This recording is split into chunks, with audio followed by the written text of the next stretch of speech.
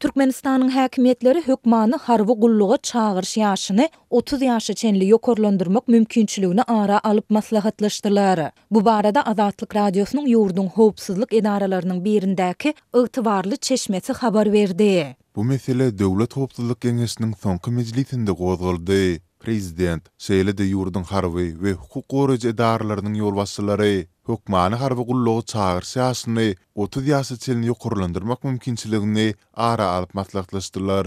Dip çeşmämiz geçen hepde iýberen maglumatynda aýtdy. Häzirki wagtda Türkmenistanda harby gulluk 18-27 ýaş aralygyndaky erkek raýatlar üçin hökmany hasaplanýar. Ýurtda harby gulluga çağırş mögsümi ýylda 2 gezek bahar we güýz aýlarynda geçirilýär. Agzalyan mejlisde her ýylyň harby gulluga çağırş mögsümlerinde hökmany gulluk ýaşyndaky ýigitleriň sanynyň ýyl saýyn azalýandygy, katastrofiki ýagdaýda barada ýurdun goranmak ministri we bu ministrligiň harby gulluga çağırmak we jemlemek baradaky müdürliginiň serkerdesi prezidente hasabat hem berdiler diýip çeşmämiz nygtady. Döwlet Howpsuzlyk Geňeşiniň mejlisi 5 fevralda geçirildi. Resmi media mejlisde ýurdun harby we hukuk goraýjy edaralaryny şu ýylyň ýanwar aýynda alınıp barlan işleriň netijelerine seredilendigini ma'lum etdi. Mejlisde harby gullugy berja etmäge ýaragsyz hasaplanýan käbir keselleri gulluk borjuny ýerine ýetirmekden saklanýan keselleriň sanawyndan aýyrmaklyk hem teklip edildi. Ýagny öň ýasy dawan, enurez, garagus we başga keselleri bolan ýigitler harby gullugy ýaragsyz hasaplanýardy. Häzir bularyň köpüsini ýatyrmak barada gizlin karar kabul edildi.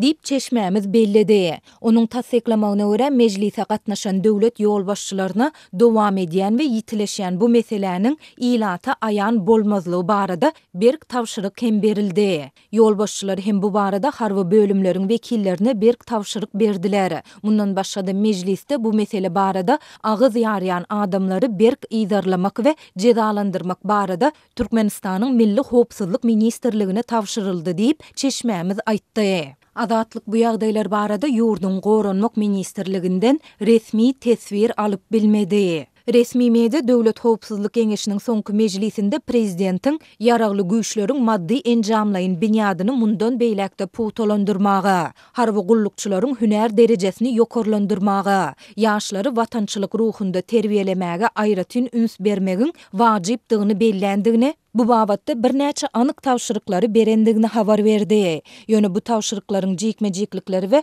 ýokarda aýdylanlar barada hiç ýyly mesele gozulmady.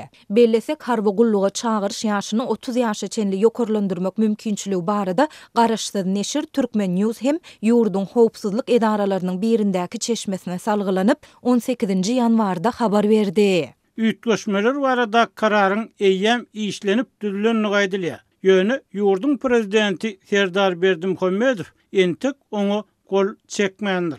Dip neşir çeşmesine salgılanýar. Türkmenistanyň harby bölümlerinde eser yetmezçiligi ýyllar boyu problema bolmagynda galýar. Bu problema soňky ýyllarda hasta ýitileşýär. Muňa ýurtda demografik meseleleriň çuňlaşmagy we soňky ýyllarda 27 ýaşyna ýetmedik erkekleriň köpçülikligiň häsiýetde daşary ýurtlara okumagy, işlemäge gitmegi sebäp bolýar. Bu barada hökümet edaralaryndaky çeşmelerimiz we ýurdun dürli welaýatlaryndaky harby bölümleriň ofitserleri azatlygy ençeme gezek maglumat berdiler. Galy bersede ofitserler we enatalar ýurdun harby bölümlerindäki yaramaz gulluk şertleri şol sanda saklanyp galýan dedawşinanyň hem ýaşlaryň harby gulluk etmekden saklanmagyna getirýändigini belleýärler. Türkmen häkimetleri şol sanda ýurdun goranmak ministrligi bu ýagdaýlary resmi derejede açaçan boyun almaýarlar. Ýöne soňky ýyllarda häkimetler ýaşy 18-den 20-de çenli bolan raýatlary çağırş boýunça harby gulluga almak çärelerini güýçlendirdiler. Mektebi tamamlayan okuwçylaryň tas mektep partasyndan, daşary ýurtlardan gelýän ýaşlaryň aeroportdan desine harby gulluga ekidilmegi bilen bagly ýagdaýlar her ýyl ýüze çykýar. Mundan başga da ýurdun kanun ýolunçylygyna laýyklykda harby gulluga yarawsyz hasaplanýan, dürli keselçilikleri bolan ýaşlaryň harby gulluga zor bilen ekdilmegi bilen bagly wakalaryň hem ençemesi boldy. Galy bersede geçen ýylyň dekabrynda ýurdun dürli welaýetlerindäki habarçylarymyz Türkmenistanda harby gulluga çağırşdan boşadylmaga degişli bolan 27 ýaşy dolmadyk öňkü bendileriň harby gulluga mejburi çekilmegi bilen bagly ýagdaýlaryň göz görteli köpelendigini habar berdiler.